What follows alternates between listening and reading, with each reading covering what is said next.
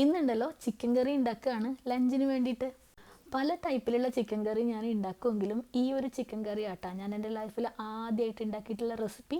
ശരിക്കും പറയുകയാണെങ്കിൽ കല്യാണമൊക്കെ കഴിഞ്ഞതിന് ശേഷമാണ് ഞാൻ കുക്കിങ്ങിൽ അത്യാവശ്യം കാര്യങ്ങളൊക്കെ ചെയ്യാൻ തുടങ്ങിയതിട്ടാ. എന്ന് വെച്ചിട്ട് എനിക്ക് കുക്കിംഗ് ഇഷ്ടമല്ലാഞ്ഞിട്ടല്ല, എനിക്ക് കുക്കിംഗ് പണ്ടേ ഭയങ്കര ഇഷ്ടമായിരുന്നു. പക്ഷെ അങ്ങനെ ടൈമൊന്നും കിട്ടിയിട്ടുണ്ടായിരുന്നില്ല. ഞാൻ ഇവിടെ വരുന്നതിന് മുമ്പ് ഉണ്ടായിരുന്നത് ജപ്പാനിലായിരുന്നു. അവിടെ എനിക്ക് ഇന്ത്യൻ ഗ്രോസറീസ് ഒക്കെ കിട്ടാനുള്ള ഓപ്ഷൻസ് കുറവായിരുന്നു. കിട്ടില്ല എന്നല്ല, പക്ഷേ ഓപ്ഷൻസ് കുറവായിരുന്നു. അപ്പോൾ എനിക്ക് കിട്ടുന്ന കാര്യങ്ങളൊക്കെ വെച്ചിട്ട് ഞാൻ പലപ്പോഴും ഓരോ റെസിപ്പീസൊക്കെ ട്രൈ ചെയ്ത് നോക്കുമായിരുന്നു.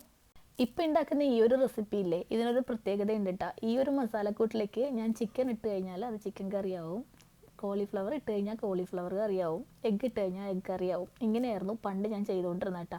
പണ്ടെന്ന് വെച്ച് കഴിഞ്ഞാൽ ഇപ്പോഴൊന്നല്ല, വളരെ മുന്നേ കല്യാണം കഴിഞ്ഞ ആ ഒരു സമയത്തൊക്കെ. കാര്യം എന്താണെന്ന് വെച്ച് കഴിഞ്ഞാൽ ഞാൻ നേരത്തെ പറഞ്ഞ പോലെ എനിക്കങ്ങനെ എല്ലാ ഇൻഗ്രീഡിയൻസും ഒന്നും കിട്ടുമെന്നില്ലായിരുന്നു. അപ്പോൾ ഉള്ളത് വെച്ച് ഓണം പോലെ എന്ന് പറഞ്ഞ പോലെ ഞാൻ ഓരോന്നൊക്കെ ഉണ്ടാക്കി വെക്കുമായിരുന്നു.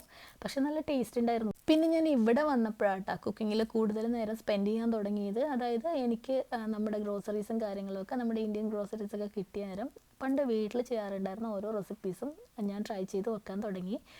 വീട്ടിൽ ചെയ്യാറുണ്ടായിരുന്ന റെസിപ്പീസ് എന്ന് വെച്ചാൽ ഞാൻ ചെയ്യുന്നതൊന്നല്ല കേട്ടോ, വീട്ടിൽ അമ്മയൊക്കെ ഉണ്ടാക്കുന്ന ഓരോന്നൊക്കെ ട്രൈ ചെയ്യാൻ തുടങ്ങിയത്. എനിക്ക് റെസിപ്പീസൊക്കെ അത്യാവശ്യം അറിയായിരുന്നു. കാര്യം എനിക്ക് ഇഷ്ടമാണ്, കുക്കിംഗ് ഇഷ്ടമായതുകൊണ്ട് തന്നെ അന്നേ അതൊക്കെ ഞാൻ നോക്കി വെച്ചിട്ടുണ്ടായിരുന്നു. പക്ഷേ എന്നാലും ജോലിക്കൊക്കെ പോണ കാരണം എനിക്ക് ആ ഒരു ടൈമിൻ്റെ ഒരു ലിമിറ്റേഷൻ ഉണ്ടായിരുന്നു. ഒരുപാട് അങ്ങനെ പരീക്ഷണങ്ങൾക്കൊന്നും പറ്റിയിട്ടില്ല കേട്ടോ. പിന്നെ ഞാൻ കൂടുതൽ ഇതിലേക്ക് കോൺസെൻട്രേറ്റ് ചെയ്യാൻ തുടങ്ങിയത്, കുക്കിങ്ങിലേക്ക് ഓരോന്നൊക്കെ ഉണ്ടാക്കാൻ തുടങ്ങിയത് ജോലിയൊക്കെ റിസൈൻ ചെയ്തതിന് ശേഷമാണ്. എന്നുവെച്ചാൽ പണ്ട് ഞാനൊന്നും ഉണ്ടാക്കുമായിരുന്നില്ല എന്നല്ല, ഉണ്ടാക്കുമായിരുന്നു. പക്ഷേ എനിക്ക് അങ്ങോട്ട് നല്ലോണം എൻജോയ് ചെയ്തിട്ട് അങ്ങനെ ഒരുപാട് നേരമൊക്കെ എടുത്തിട്ട് അങ്ങനെയൊന്നും കുക്കിങ്ങിൽ ചെയ്യാനായിട്ട് സമയം ഉണ്ടായിരുന്നില്ല. അതാട്ടാ ഞാൻ ഉദ്ദേശിച്ചത്.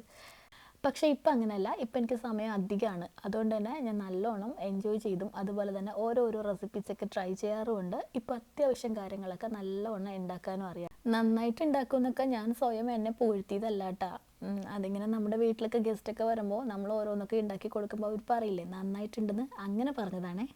കഥയൊക്കെ പറഞ്ഞു കഴിഞ്ഞപ്പോഴേക്ക് ചിക്കൻ കറി റെഡി ആയിട്ടുണ്ട്. ഒരു ഓർമ്മ പുതുക്കൽ പോലെ ഞാനിതിവിടെ ജാപ്പനീസ് സ്റ്റിക്കി റൈസിൻ്റെ കൂടെയാട്ടാ സെർവ് ചെയ്യുന്നത്.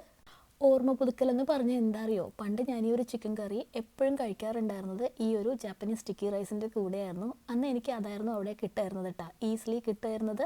അല്ലാണ്ട് നമ്മുടെ മട്ടേരിയോ പൊന്നേരിയോ ഒന്നും തീരെ കിട്ടാനുണ്ടായിരുന്നില്ല. അപ്പോൾ ശരി, ഇനി പുതിയൊരു വീഡിയോയിൽ കണ്ടാലോ.